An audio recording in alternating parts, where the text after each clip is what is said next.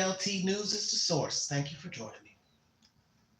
And these Tennessee couple will spend the rest of their lives behind bars after killing two of their adopted children. They also abused their other adopted children, leaving them in confined spaces and without food. The judge did not mince words with the Grays in court today. Both of you all are going to die in prison, never getting out, and you acknowledge that. But your prison is going to be a different prison than you put these children. Amen. You're going to have a roof over your head, you're going to have a bed, you're going to have 3 meals a day, you're going to have health care, dental care, and I'm just appalled with what I've heard here today. This is a story we've been following for years. The couple now convicted on both their Roane and Knox County cases. They will get 2 consecutive life sentences. Our Jared Austin joining us here in the newsroom. Jared, you were there. Gruesome details in the courtroom today. One of the kids had a chance to speak directly to that couple. Yeah, he told the couple their home was a prison while the kids were there. Now the couple's new home will be prison. Will spend the rest of their lives. Please, take me to The last words the Grays will hear before their life sentences begin. The couple killed 2 of their adopted children and abusing their other kids. This is one of the most horrific cases that I can remember in quite some time. The case involving both Roane and Knox counties after law enforcement found a 5 to 6-year-old Jonathan Gray buried in a trash bag at their Knox County home and 11-year-old Sophie Gray buried at the Roane County home. Kids abused, left with no food, running water, nor indoor plumbing as punishment. I think that the part that was hardest for me is hearing some of the details that I had not previously known. This is a treatment specialist who is speaking. Let me go back a little bit so I can Hardest get for her me is name. hearing some of the details. Leanne Goldstein. Hold on one second, everybody. Kids abused, left with no food, running water, nor indoor plumbing as punishment. I think that the part that was hardest for me is hearing some of the details. She's a trauma specialist. Trauma treatment specialist. That I had not previously known. Leanne Goldstein is a therapist for the 2 boys. She spoke for one of them. He said, your house was our prison, and now prison is your house. The death penalty Wow. was on the table for the Grays, but the district attorneys decided against it. Neither of the boys wanted the Grays, the bad Gray, the bad parents to be executed or to die. They wanted them to sit in their own prison and have to think about what they did to them. For the 2 boys who were That was Russell, Mr. Russell for Roane County, the district attorney speaking. The Grays, the bad Gray, the bad parents to be executed or to die. They wanted them to sit in their own prison and have to think about what they did to them. For the 2 boys who are still alive, Leanne says they're doing a lot better. They spent so much time in a dark place, and the light is shining. Leanne also saying one thing she's working on with the oldest boy right now is just hearing the words, "I love you." She says the boy would always say it to Shirley Gray, and she'd always tell him to stop saying that. The 2 DAs now holding back on the Department of Children's Services, either guys saying the system failed these children. Yes. Now, Jared, the Grays' biological son, Michael Jr., is also facing charges in the same case. Yes, he is. He is expected to reappear in court this Friday, guys. All right. Jared, thanks. There is a lot to this case. It spans across 4 years, multiple counties. We have it all for you right now in the WVLT News app. All right. So Michael Gray Jr., his house was in Knoxville, Knox County, and that's where one of the children were found. So that's why he's looped into this case alongside his mother, Shirley, and father, Michael Gray Sr. So the parents, an older white couple, have been sentenced to life in prison, death penalty taken off the table because naturally they're older, and we know how long it takes for judgment to go before to get the death penalty. People sit in prison for 10, 15 years or so. They're an elderly couple, so that's probably why the death penalty was taken off the table. You also heard from Ms. Sharm Allen. She is our district attorney for Knoxville, Knox County. And you also heard from Mr. Russell, who is the district attorney for Roane County. So we're talking about two separate homes, one in Roane County and one in Knox County. The house in Knox County is where their son, Michael Gray Jr., was living, in one of the bodies where the children were found there. And this is why he is also going to be tried separately from his parents. Let's give you a little bit of background pertaining to these dirty demons. Michael and Shirley Gray have been held in custody since the discovery in 2020 of skeletal remains of two of their adoptive children, okay? This is older content, so you can get a backdrop. Well, no, this is from 2024, but they've been in custody since 2020, excuse me. And, you know, as most of you know, we had COVID during that time.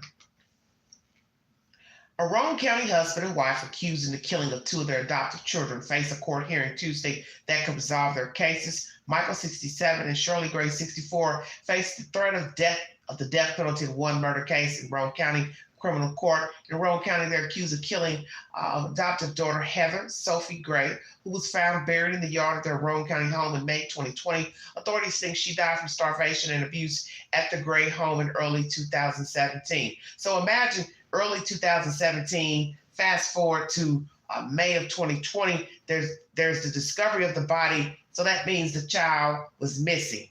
Did anybody say anything to the effect that they didn't see the girl, didn't hear from the girl? Stay woke, everybody. Lord have mercy. What a mess. Oh, so they believe that girl child died in 2017. She wasn't found until 3 years later, May of 2020. In Knox County, the couple is separately accused in the killing of their adoptive son, Jonathan Gray, who was found buried in the yard of a Hall's home. So most of you who are not familiar with Hall's, it is an extension, small jurisdiction in the county of Knox County outside of Knoxville, Tennessee. And that boy child was found buried in the yard May 2020. Authorities think the boy also died from abuse and had been dead since 2015 or 16. Ninth Judicial District Attorney General Russell Johnson filed notice in Roane County after the Grays were indicted there that he intended to see their execution if they were convicted of first-degree murder. There's been little legal movement in either that case or the Knox County case in recent years. The Grays are set to appear at 9 a.m. Tuesday before Judge Jeff Wicks in Roane County Criminal Court in Kingston. And Kingston sits outside of Knoxville, Tennessee, and it is in the jurisdiction of Roane County, for those of you who are not familiar. The couple has been in custody since the bones of their adopted children were found in 2020. According to Johnson, the defendants agreed to let Wicks handle legal matters from both counties, Roane and Knox. So maybe they thought that this Roane County judge would favor them. Oh, we're from here, or we live here. Let's have both of the cases tried here. We don't want to bounce them around. Well, you didn't have anything better to do anyway, because you're incarcerated, remanded. So maybe these old people thought, oh, they'll favor us. Well, the judge did not. The judge did not. Once again, they appeared in court Tuesday on these said charges. According to Johnson, the defendants agreed to let Wicks once again handle the matters for both counties, Roane and Knox. Let's go back in time to how this all came to be. The Grays had adopted 5 children by the time Sophie's remains were found in the Roane County yard, records show. Authorities have suggested they pocketed money they got for the adoptive children's care with neglecting all or most of them. One of the children told investigators he'd been kept in the lower level of the Hall's home, and that would be in Knox County, for several years until his family moved to Roane County. He described being confined for lengthy periods of time in a downstairs room as well as a cage. He described being forced to defecate in a bucket during his period of confinement and having his food intake severely limited. A 2020 search warrant affidavit obtained by WBIR states. Several of his adopted siblings faced the same treatment, the affidavit states. In the Grays' Roane County home, some of the children were confined in an unfinished basement records state. Lord have mercy, I can't imagine. Jonathan and Sophie were subjected to repeated abuse and harsh living conditions, authorities allege. Jonathan fell sick in the Hall's home, after which he simply disappeared, the affidavit states. The families believe first to have lived in a home on Cedar Breeze Road in the Halls area with the Gray's natural son, Michael Anthony Gray Jr. The son owned the home, records show. While they lived there, Jonathan died. He was buried in the Hall's yard, but no one said anything about it for years. So now you got to ask yourself, how are these people getting money from the state for these children? Because you would assume, well, if they're adopted, then they probably don't have to, show records of taking the children to the doctor, replying to doctors, calls to say, hey, are you going to bring little Johnny in for their health visits, checkups? Because actually, when you adopt the children from the state's care, I don't know the timeline of how long they continue, visit the home until they no longer visit. But my understanding with California, as I brought you that content pertaining to the West Boys, I do believe they visited for a short period of time because they were adopted out of the state's care. So the state is involved for a short period of time. I do not know how long. And I also learned in covering that case that the adopted parents and any parent that adopts a child out of the state's care in California still receives a stipend for adopting the child. Stay woke now.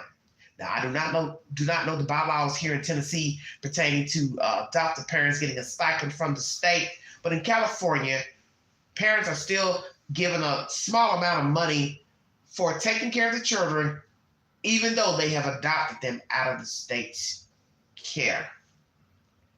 So once again, the parents were living in the house in Knox County, the home owned by their son, Michael Gray Jr. Jonathan, one of the adopted boy children, was buried in the Hall's yard, but no one said anything about it for years. The Grays then moved in 2016 to the 10-mile community of Roane County with the 4 surviving adopted children. Sophie died months later. On May 22nd, 2020, a neighbor found one of the adopted children, age 11, wandering in the area.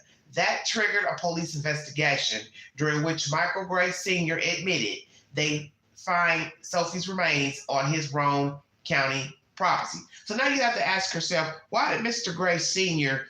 go ahead and admit that one of the children was deceased? Is it because he knew the state of the child was below standard, the girl that was wandering? 2, they're going to see that their house is below standard. They don't have water, plumbing, so forth. Why did he confess that there was a dead child on his Roane County property? Is it because of the state of the child wandering around and what they were going to find inside of the house?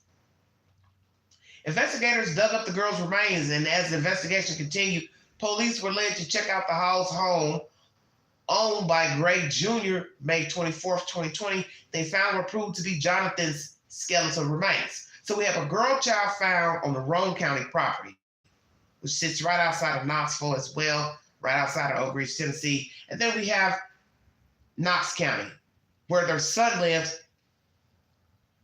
dear God, and a boy child was found there. Michael Gray Jr., 43, owned the Cedar Breeze house for about 11 years, and this is in Knox County, everybody, in Halls. After Jonathan's remains were found in the yard, he was indicted with several counts in Knox County, including felony murder. Ownership of the home also changed hands. So who owns that house now? Who did he give the house to once he was indicted for the murder of Jonathan, the son, Michael Gray Jr.? His case is separate from that of his parents. He's not charged in Roane County.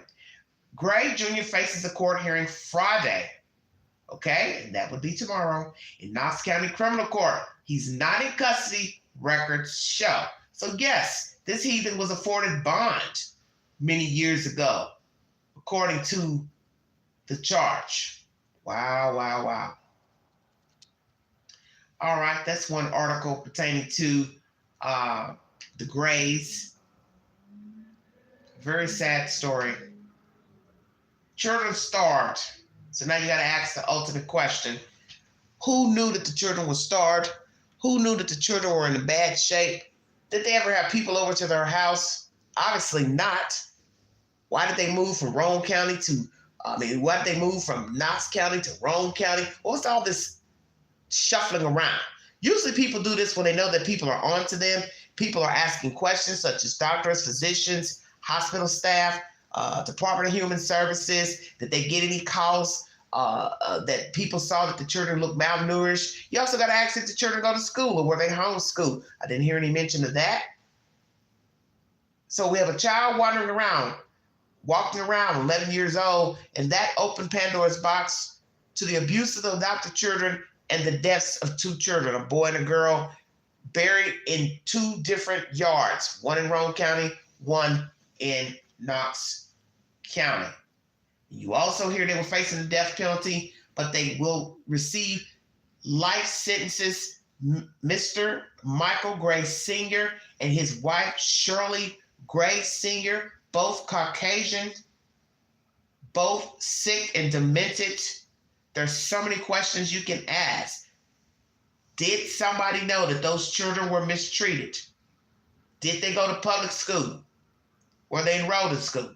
Did they go to doctor's visits? Were their doctors, physicians trying to call to get the kids to come in for checkups, so on and so forth? Did any of the children go to the hospital?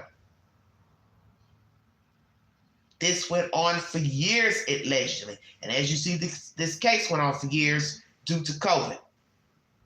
And the son is being tried separately for the body found on his property. Who owns his property right now? Who owns the property where the parents lived in Roane County? Who has access to that property? Have they liquidated property? Sold their property? Where has the money gone?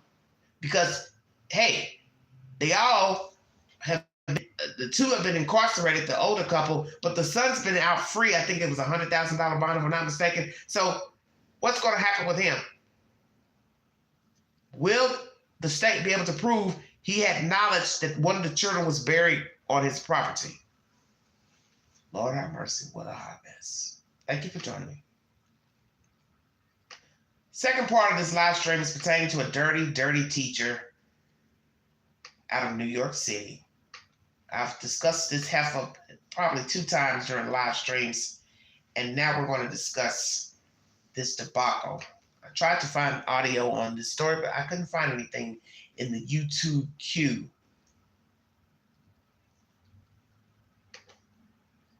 Lord Jesus, the devil is a liar. 2-part live, everybody. Once again, Michael Gray Sr. and Shirley Gray, they're in their 60s, have pled guilty to murder, and both will die in prison, as you heard the judge say. And it's so sad to hear people talk about not, ever being involved in cases of this magnitude, but it happens. At some point in your life, whether you are district attorney, an investigator, for the district attorney, police officer, state trooper, state police, FBI, local, federal government, you will come across a case that you have not been, you've never had the luxury, or we should say unluxury, of being involved in. And I can't imagine digging up dead children out of a yard. 2 separate properties in 2 separate counties. It's heinous. And they deserve everything that they get. Please check out my content pertaining to David Copperfield. He's facing allegations of sexual improprieties, drugging, sexual assault, and grooming of young girls.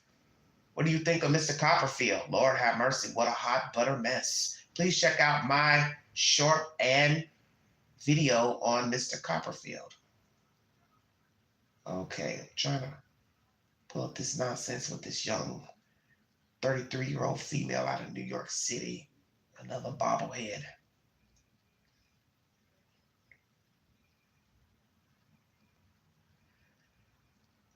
And also, the 21 crew members of the ship that hit the Baltimore Bridge They are still stuck here in the United States. For those of you who did not know that, 20 Indians and 1 Sri Lanka male are still here in the United States 7 weeks later from that bridge collapse. Will they be able to go home? Imagine being in a foreign place and you can't even go home. Lord have mercy. What a hot mess.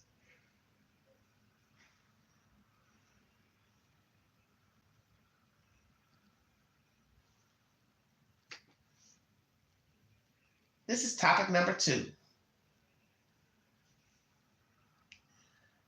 Under this article, 943 comments. A lot of people had stuff to say. Good Lord. Please take the poll on my community page pertaining to this teacher. Was it right for her to be fired from her first job for texting a child 28,000 times? Also allegations of sexual acts with a child, another child, and also 1,000 texts between she and a boy. So we have different allegations against this Dulaina Almonte. Teacher boasts about new job after being fired for texting student 28,000 times. Thank you for joining me, everyone.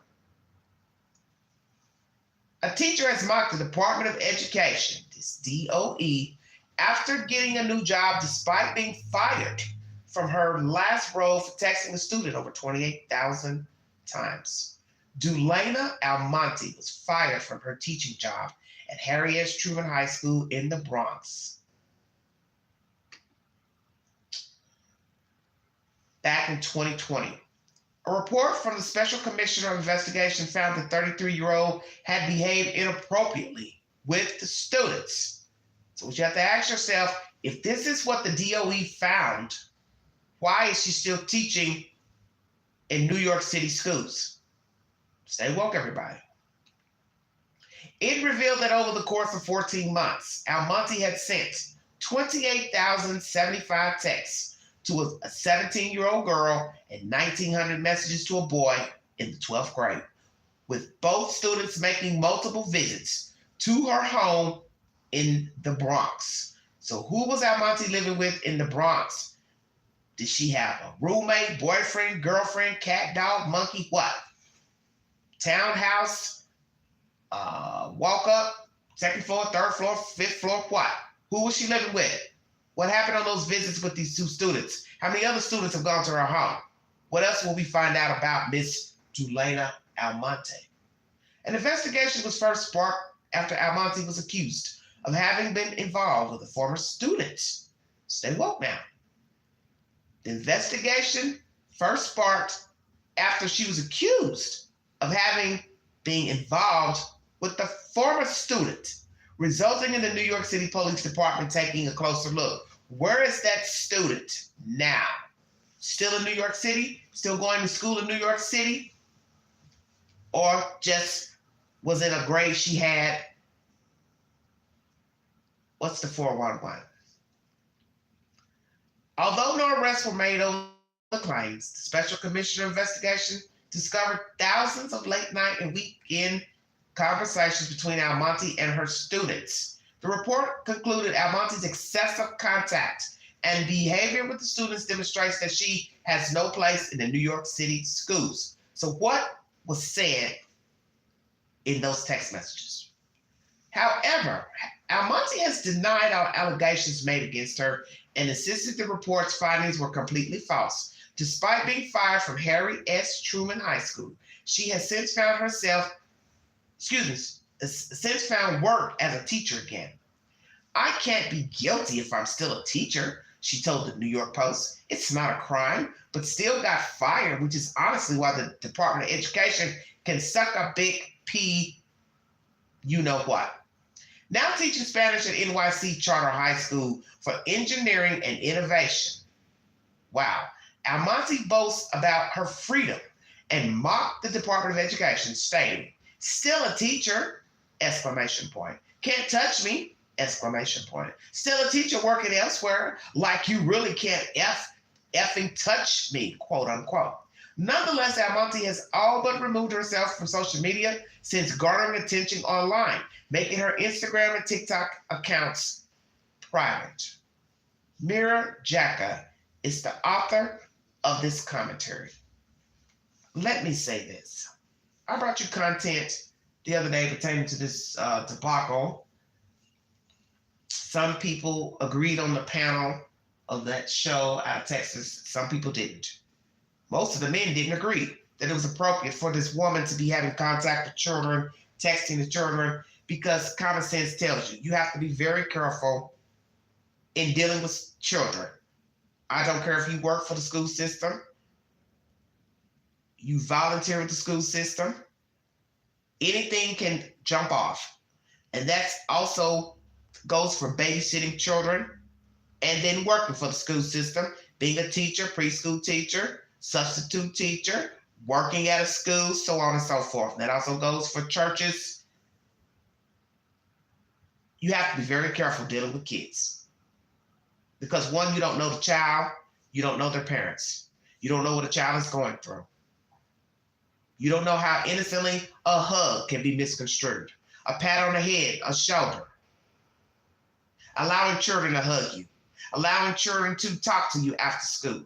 Allowing children to get in your car. Allowing children to get a ride from you. Allowing children to come to your house. You go to their house. Swapping of phone numbers. Texting, messaging. You have to be very careful. Because we know that grooming is a slow burn. That's all it is. It's a slow burn. In order to win favor with the child, you're going to have to reel the child in.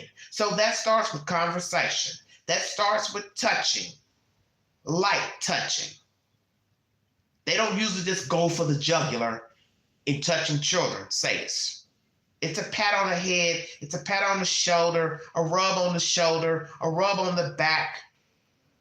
That's how it starts. Miss Almonte to me is ignorant. She's ignorant and she's childish. And I believe this is why she sought comfort in talking to a child excessively. 28,000 texts in a 14-month interval. Almost 2,000 texts to, 12th grader, boy. Now, I don't know if she's attracted to boys and girls, males, males and females and males. She's entitled to be however she wants to be. But when it comes to children, hell no.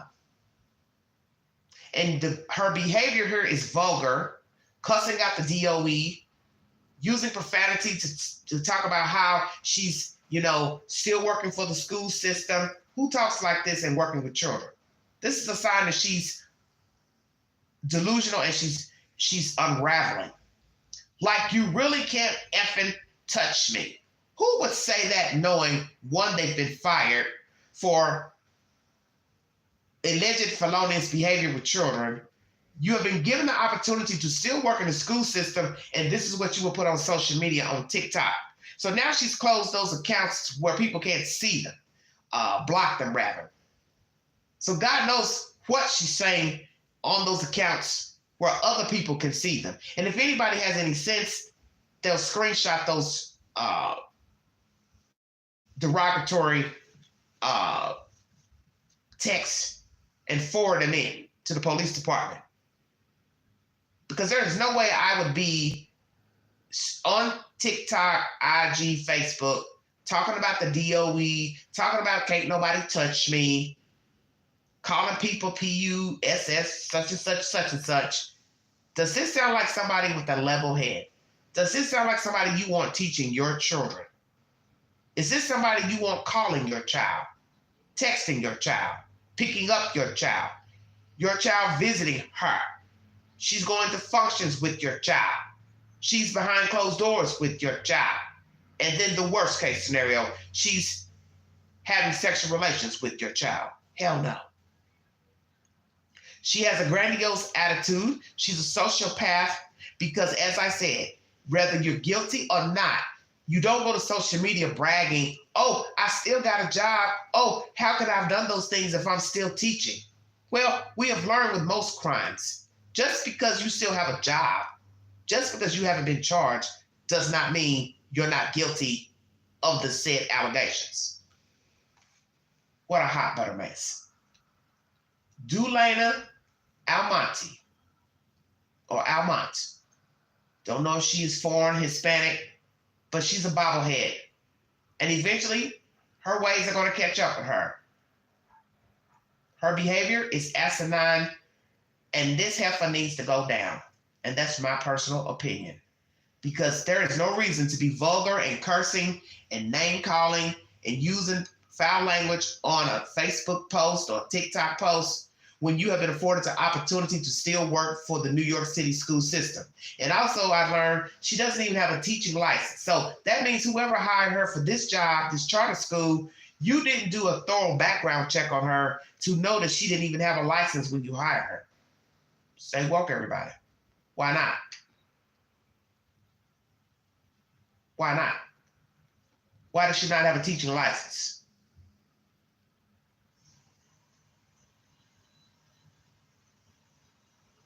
Very bizarre. Teaching kids without a license. Please help me understand. How is this possible? Looking for other content I had pertaining to this crazy buffoon. This is why you see so many cases of abuse of children, sadism against children. They just slip through the cracks by parents, neighbors, school staff, church members. It's sickening. And you're asking yourself, how is this possible? It happens.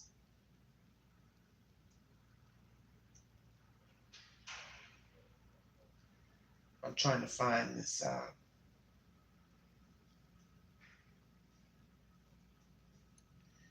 This content. Hold on one second. Thought I had another video or article pertaining to this. Guess not.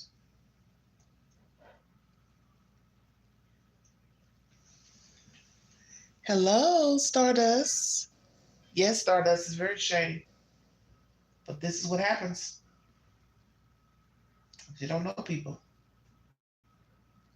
You don't know who's teaching your kids. You can't trust people with their own children. There's just no trust out here. And it's sad because you don't want to hover over your children to where they can't enjoy being a child, but you have to teach your children about nefarious deeds. That if they ever feel, scared or they don't like how somebody's talking to them, touching them, they need to tell you.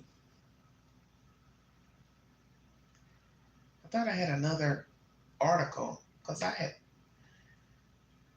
found she was information I had searched.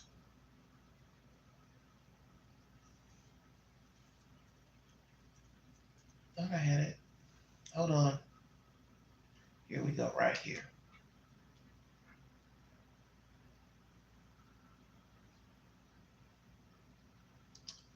All right, everybody, one second.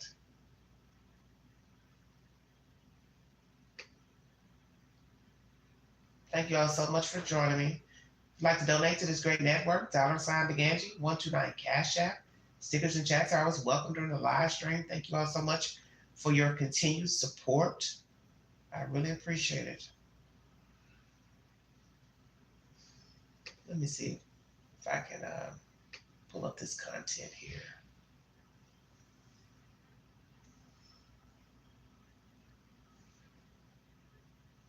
I thought this was a video.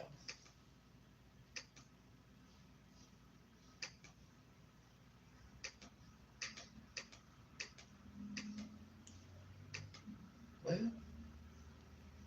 I guess it's not playing anything.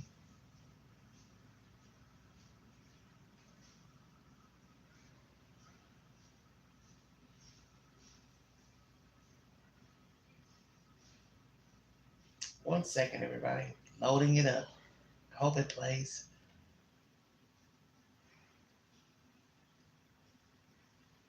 I don't know if it's going to play or not. Well, anywho, I'm going to read you this. New York Post is the source.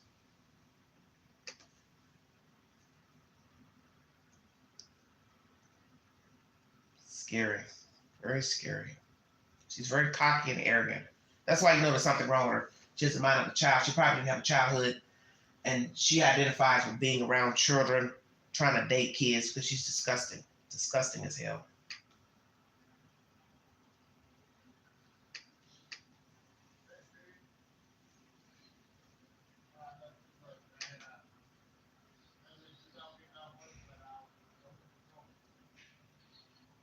Okay, they're not going to play anything. A defiant French teacher is still in the classroom after being fired by the Department of Education, crowing that the city can't touch me despite the sexually charged accusations that got her sacked, including making nearly 30,000 late night texts to a schoolgirl. Lord have mercy.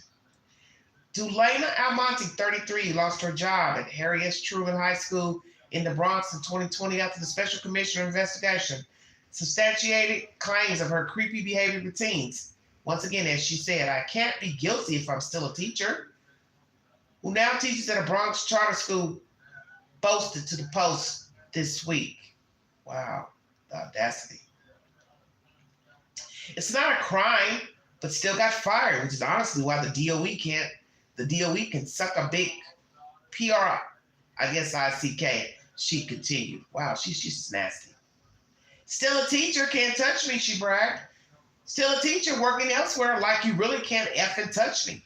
Her audacity comes despite a damning 2022 SCI report, which found her excessive contact and behavior with the students demonstrates that she has no place in the New York City schools. Phone records showed Almonte sent a 17-year-old female student a staggering 28,075 late-night texts over 14 months, 66 messages a day, and traded nearly 1,900 texts with the male 12th grader. The NYPD also investigated a Truman High School student's claim that she and a former pupil were involved in a sex act in a classroom, according to a police report. Repeat. A student's claim that she and a former pupil were involved in a sex act in a classroom. This is crazy. So she's having what, a menage a trois with children in a class. So was this after school? I would assume so. This is ridiculous. Almonte denied the accusation, which according to the SCI included the allegation that she and a student had made out and had oral sex all the time in school, and no arrest was made. Oral sex. Are y'all hearing this? Allegation that she and a student had made out and had oral sex. Was this a boy or girl making these claims? I do believe it was a male had claimed the oral sex, he and her school teacher, Miss Almonte.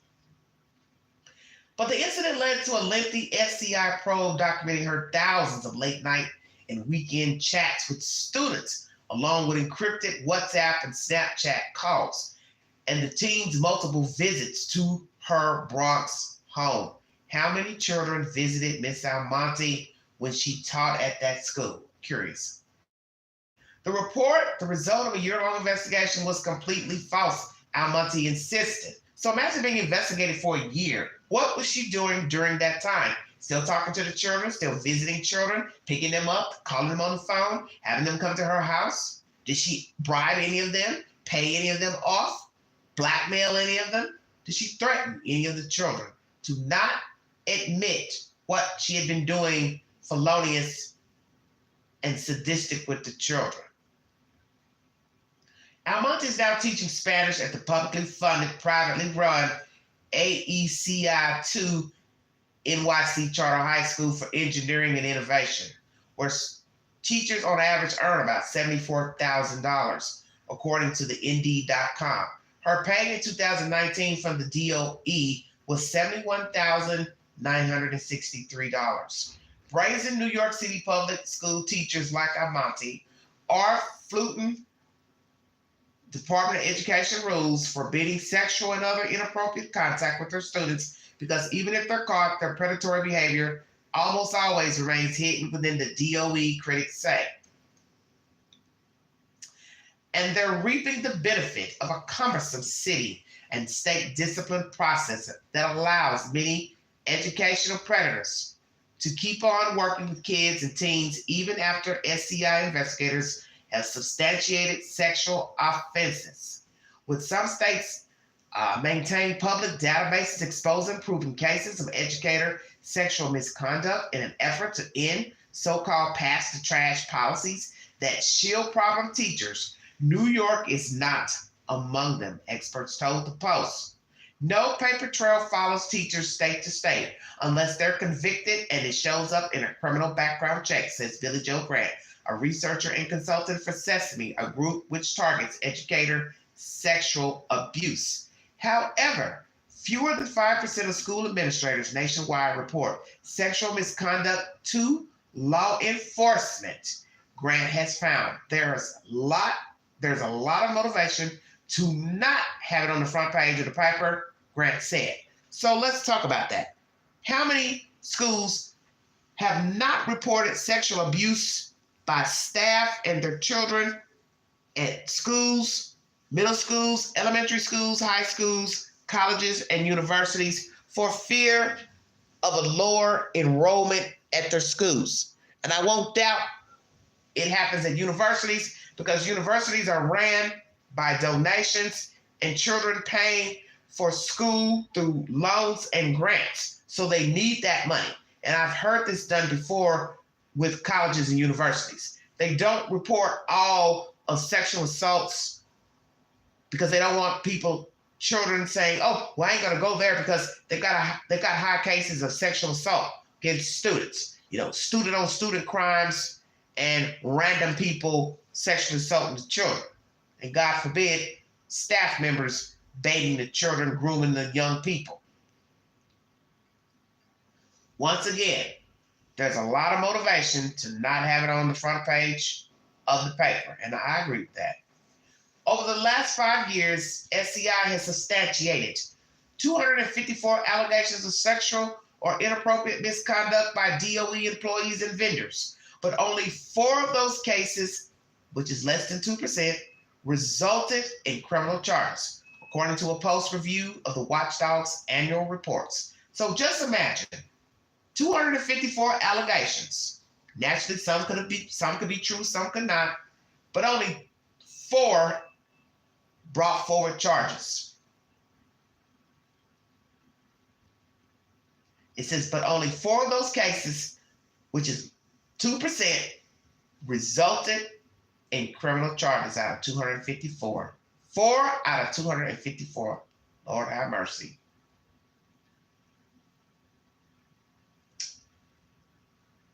A criminal conviction on sex abuse charges means instant revocation of an educator's state license. But in the vast majority of sexual misconduct cases, the UFT's contractual rules require at least 2 arbitration hearings before a teacher's state license can be yanked. So then you got to ask how long it takes for the 2 arbitration hearings to take place.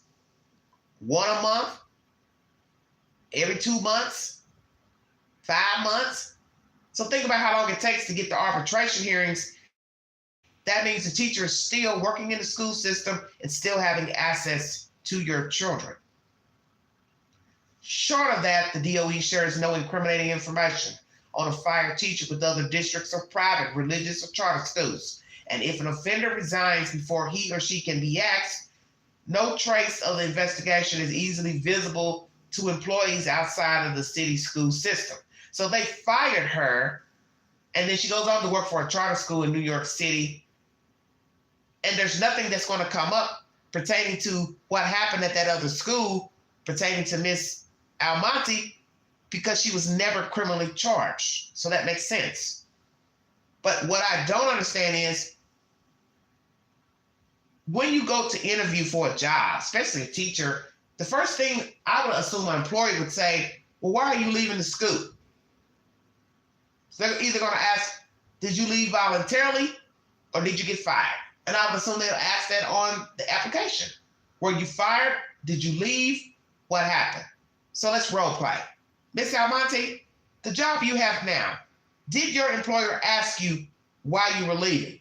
Number 1. What was your answer? Did you tell them the truth that you were fired? Number two, if you told them the truth that there were allegations against you because you were canoodling with children, did you also tell them that it was a sexual allegation against you? And did they actually mention that to her in their meetings with her? We're firing you because you talked 30,000 times almost to one girl, almost 2,000 times to one boy, and another kid says you all been having sex. Children say you've been having sex with them in the school. Did they also mention that in their meetings with her when they fired her or before they fired her? Did she mention all allegations against her during her interview with the second scoop? If so, why would you hire her? Number three, if she only said, I was canoodling with the kids, I have a good rapport with the children, I don't know why they would fire me, did the school not go double back and call the previous school to say, can you tell us why you fired her? And if they asked, did the school deny giving a report to the new hire or hire to be? Because a lot of places won't tell you why a person quit or why a person was fired. They'll just tell you that, yes, they worked here between this time and that time, but they won't tell you the truth. Yeah, I fired them because of this, this, and this. Some jobs will do that. They won't tell why they fired a person. So did this new job call to verify her teaching status, her having a license, and why she no longer worked at the other school? Did they hire her anyway, knowing she was fired for inappropriate behavior with students and allegations of sexual abuse? Did they hire her anyway? Also, why wouldn't you verify that this lady did not have a teaching license? Help the queen understand why this woman is still working in the New York City School Department sector with no damn teaching license. How is that possible? That's like a doctor working without a damn license to be a doctor. Psychiatrist working without a license to be a psychiatrist. It's all the same. You have to renew a license for every profession. Doctors, teaching, what else I'm thinking of? To do hair, I'm assuming you have to renew your license so many years, just like driving a car. Several years goes by, you have to renew your license to operate a vehicle. So help me understand why a teacher who's been fired for improprieties with children is currently working in the New York City school sector. I don't understand. This is bizarre to me. Once again, the DOE shares no incriminating information on a fired teacher with other districts or private. So see, that's a problem right there. The Department of Education won't share anything negative about a teacher while they were fired. And that's why I say what I just said. So that answers my question. They don't even give information. And I think you should. That's why I said, wouldn't a school ask, hey, why did you quit? Why did you get fired? What was her response? So now you got a Department of Education. They're not even going to tell the next job if the job calls, ring, ring, ring. Hello, this is DOE. Yeah, I want to call about Miss Almonte. Did she quit or she was fired? I'm sorry, we can't give any information to you. Well, can you tell me what year she worked? Oh yeah, she worked from 2018 to 2022, blah, blah, blah. That's all you're going to get. It's the time she worked there. Did they run a background check on her? How about that? This second school.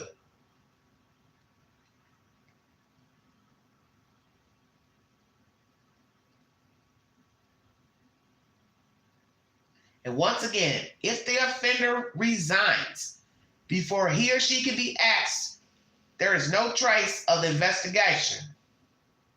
It says no trace of the investigation is easily visible to employers outside the city school system.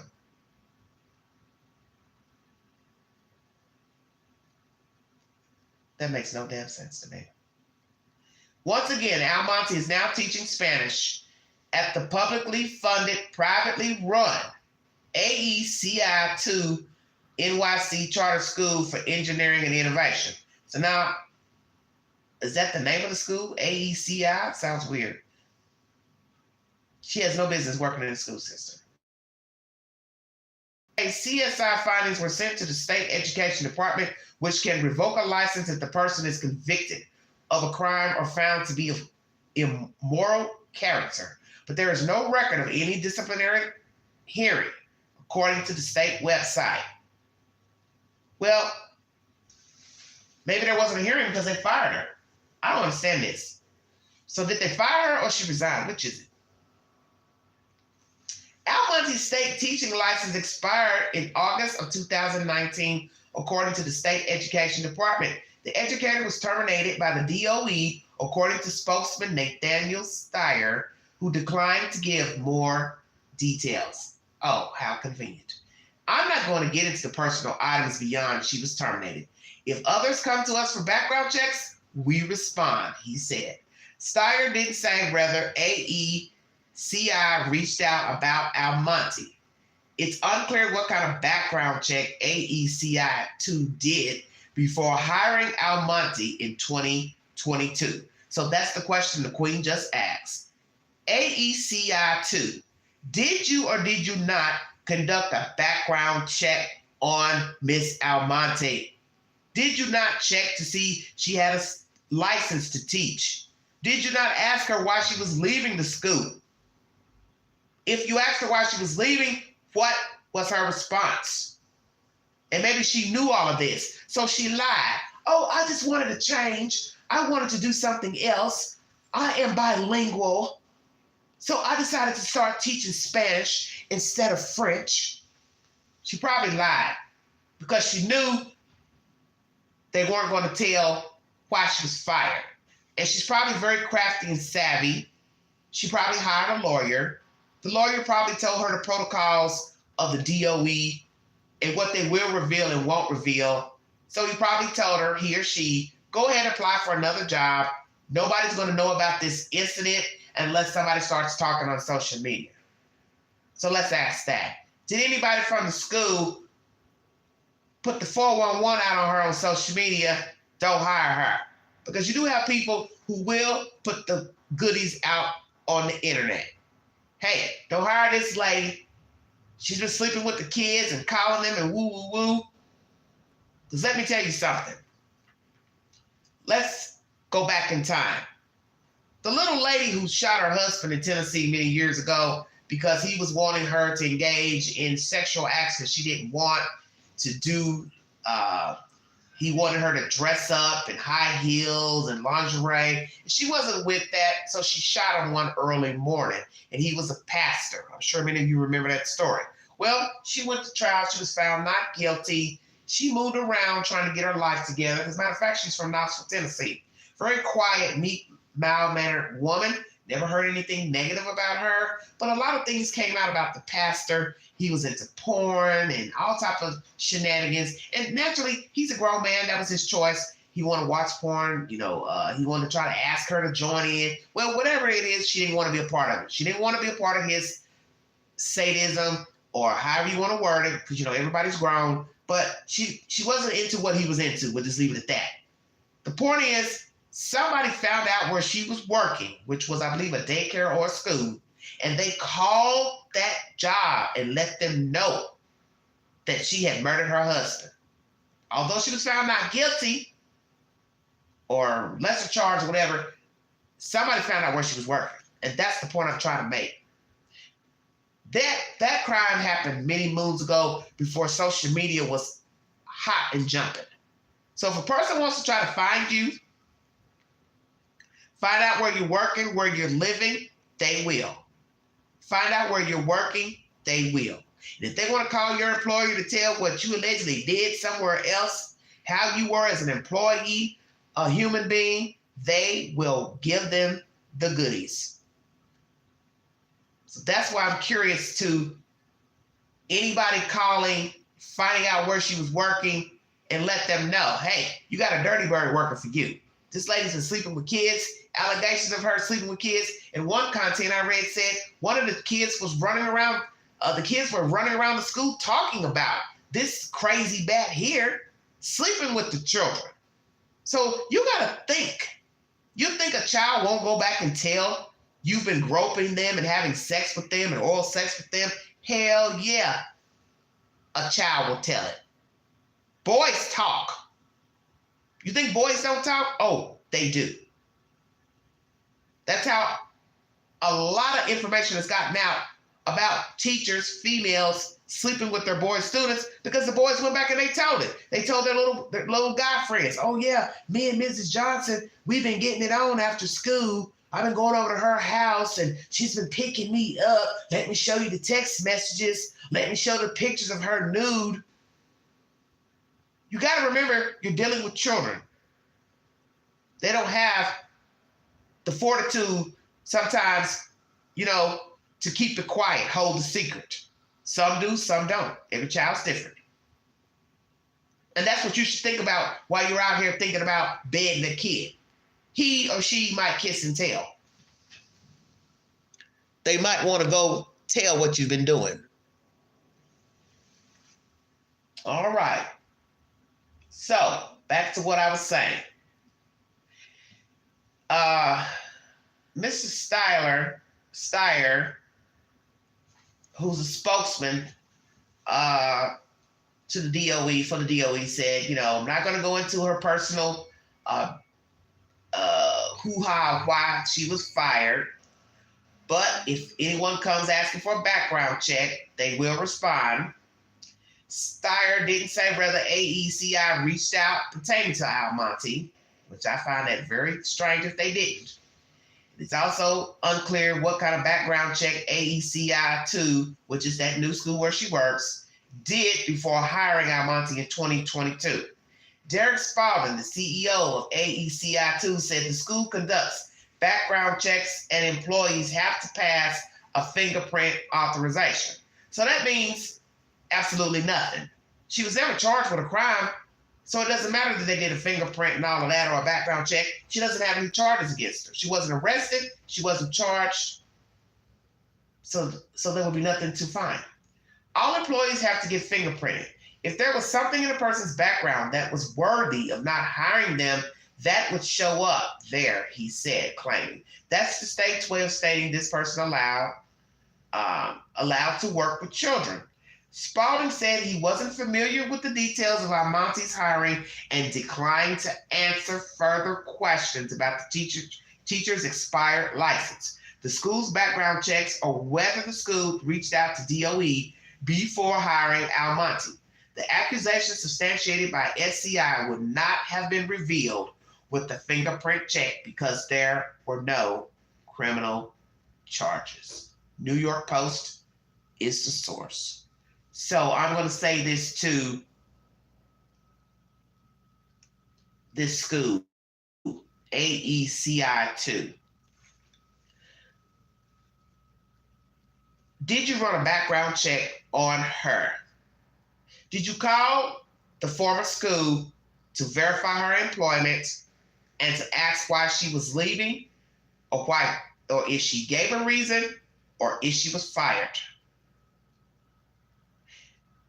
It has been said they wouldn't have told anyway, the DOE, if I'm not mistaken, why she left, if fired, or whatever. Because right here it says she was terminated by the DOE. And this is the spokesman for the DOE, Mr. Steyer, Nathaniel Steyer. He said, I'm not going to get into personal items beyond she was terminated. So they're going to say she was terminated, I guess, to the Post. But did the school call to say, was she fired? Did she leave? What? I'm curious.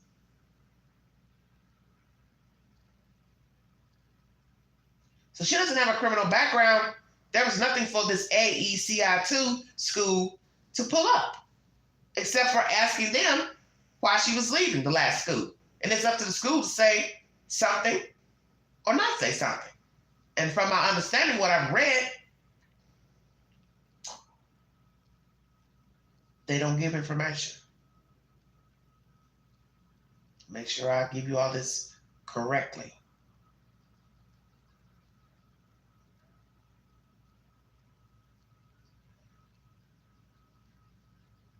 As I said, no paper trail follows teachers state to state unless they're convicted and it shows up in a criminal background. Okay?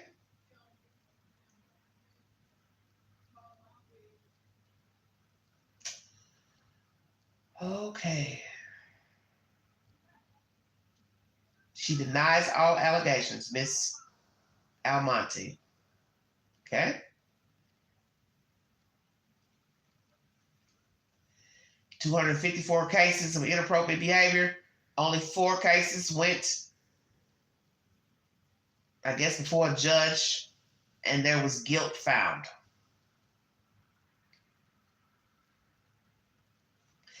A criminal investigation on sex abuse charges means instant revocation of an educator's state license. But in the vast majority of sexual misconduct cases, UFT's contractual rules require at least 2 arbitration hearings before the teacher's state license can be yanked. And as you see, she went on to keep teaching. But what we need to ask ourselves is about her license. Was it not renewed? Or she didn't go reapply? What's the truth to that?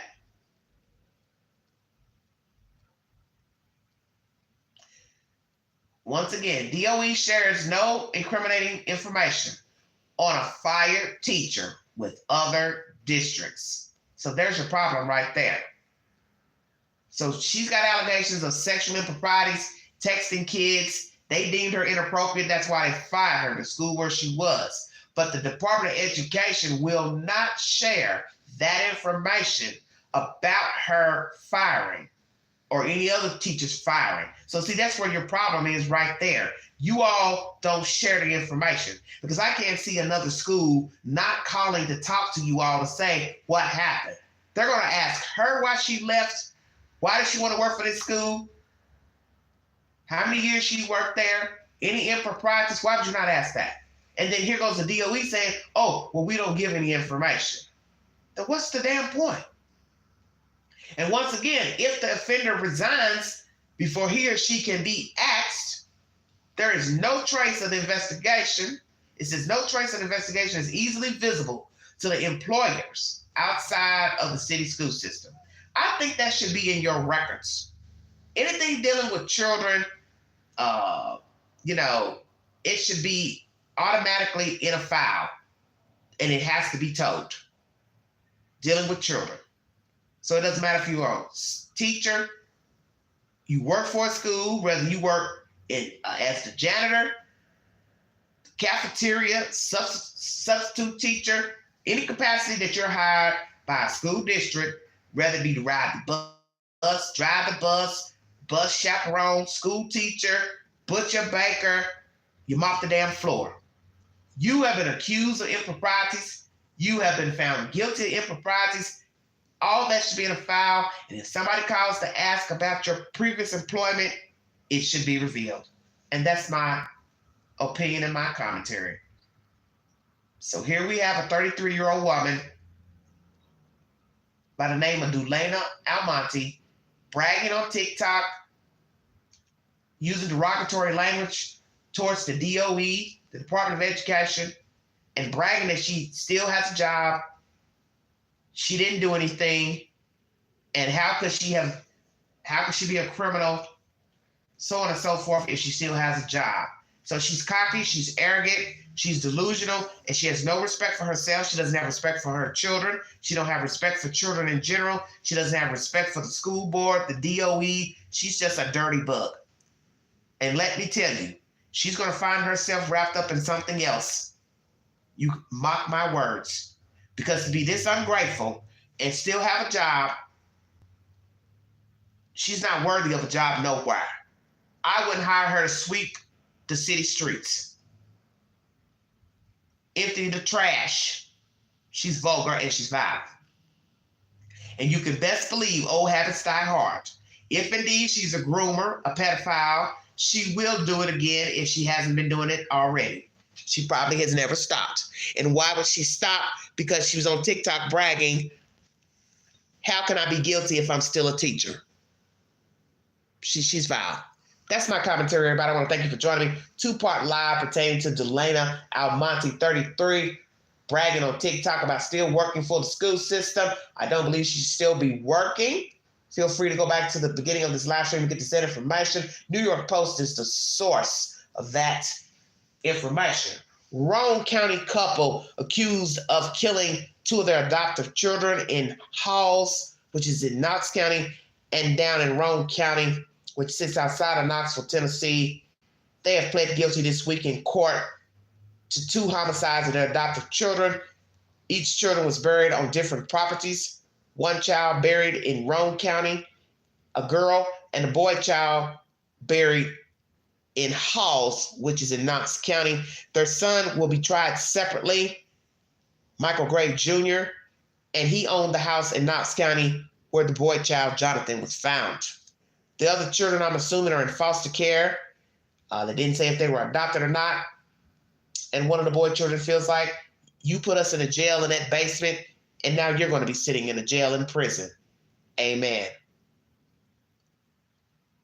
This is a horrid tale of people milking the system to get monies, food stamp, medical care for the children, and abusing the children.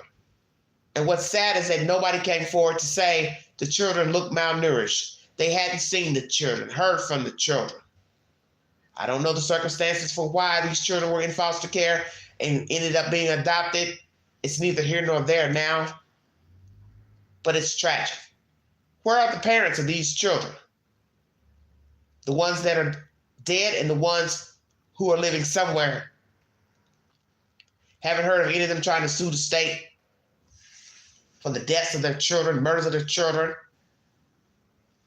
And you see this a lot with people who lose custody of their children and their children end up dying in foster care and or adoption. They want to sue the state. But the point is, you lost your child for a reason.